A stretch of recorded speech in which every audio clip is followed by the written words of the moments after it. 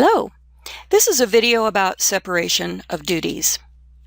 Let's take a look at this job description. It's for a corporate treasurer, and I'll read it. The person who accepts the treasurer's position shall be entirely responsible for the company's security transactions. The position entails keeping the supporting records, exclusive control over the safe deposit box, and complete discretion over buying and selling of securities. Would you be interested in this job? Aside from the fact that it probably pays well, this job would be absolute suicide. It is high risk. It is truly set up for failure.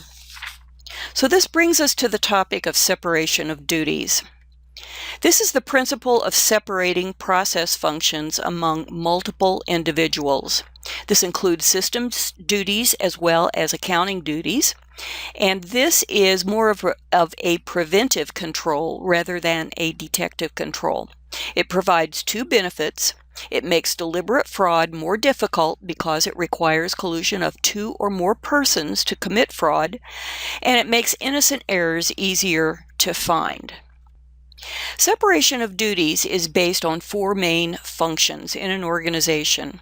Authorization means approving requisitions, approving purchase orders, approving payments, vacation requests, timesheets, and so on.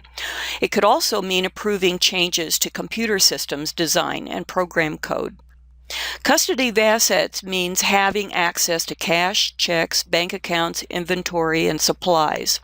It could also mean having access to intellectual property, data in a computer, or copyrights, or software, or computer networks. Recording means creating or maintaining records of revenue, expenditures, inventory, personnel changes, computer changes, and so on. The fourth category here is not in all textbooks, and it is not in our particular textbook, but I like to include it.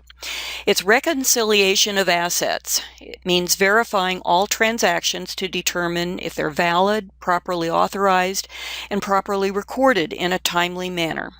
So separation of duties is based upon the fact that no one person can play in two or more of these sandboxes. Well, let's go back to our corporate treasurer position.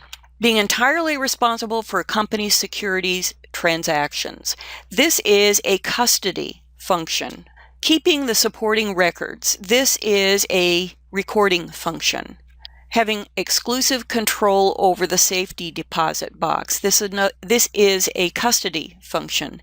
And complete discretion over buying and selling of securities. This could probably be both custody and authorization functions.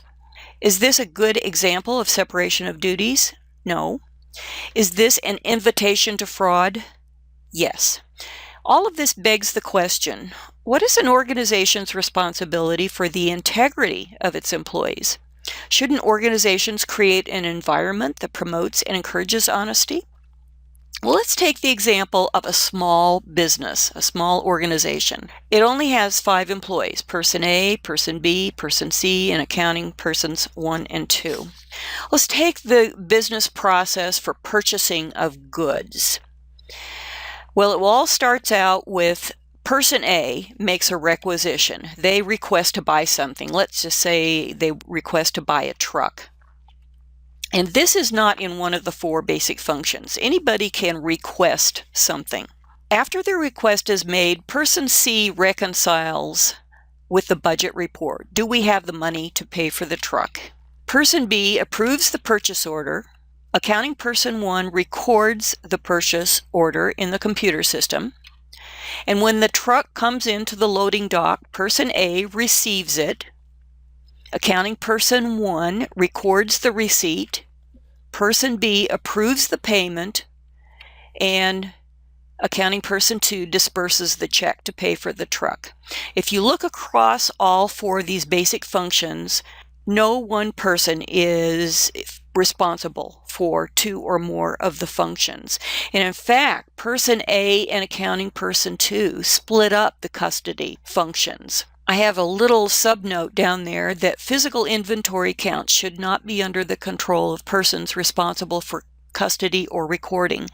So when physical inventory is taken in this situation, neither accounting person 1 Person A or accounting person 2 should take part in going out and doing physical inventory counts. That would leave person B and person C to be the only persons that could go out and actually take physical inventory counts. Well, being a small organization, we also have another business process called the payroll process. And if you analyze this horizontally as well, you can see that no one person performs 2 or more of those 4 basic functions. However, if you take a look at it vertically, you'll see that person A now performs an authorization function and a custody function, and person B authorizes and reconciles. So do we have a violation of separation of duties? Well, in this instance, the answer is no, because we have the safety there that they are crossing functional lines here in 2 different business processes. And this will work, and actually it will have to work because we are a small organization of only 5 people.